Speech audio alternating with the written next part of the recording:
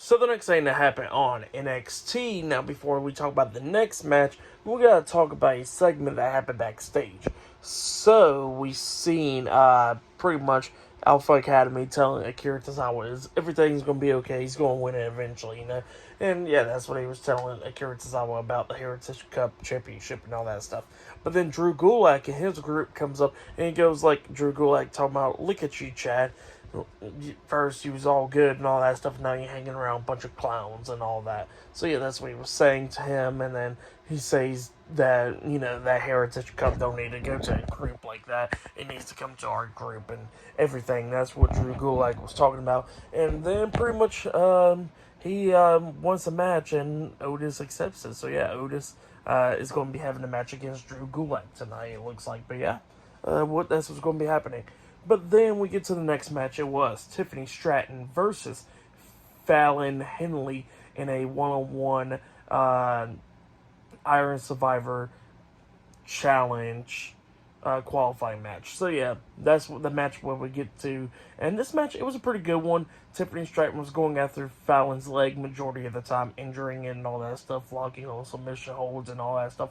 But Fallon kept on trying to fight back through and all that stuff. She was coming up near falls a lot of times in this match, getting 2 counts and all that stuff.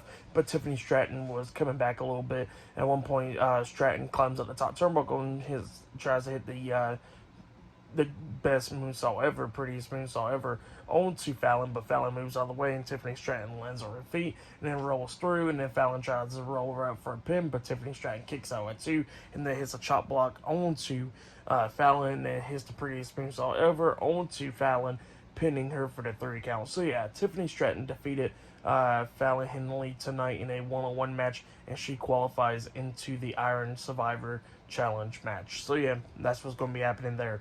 Pretty good stuff for that match. I'll give it 2.5 stars. That's why I'll give it. But yeah, that's what happened there.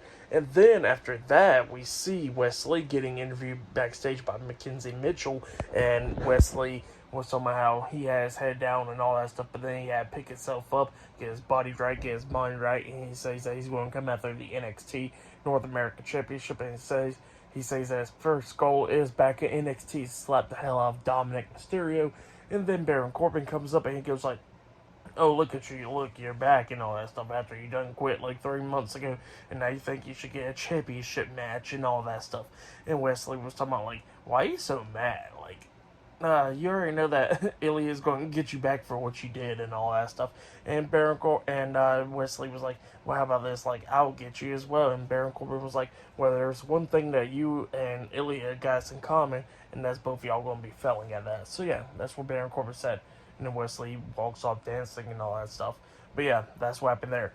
And then we see Braun Breaker getting interviewed backstage, and he's talking about how he's going to be destroying Von Wagner tonight, and it was a stupid decision for Von Wagner to challenge him to a match tonight. So yeah, that's what Braun Breaker said.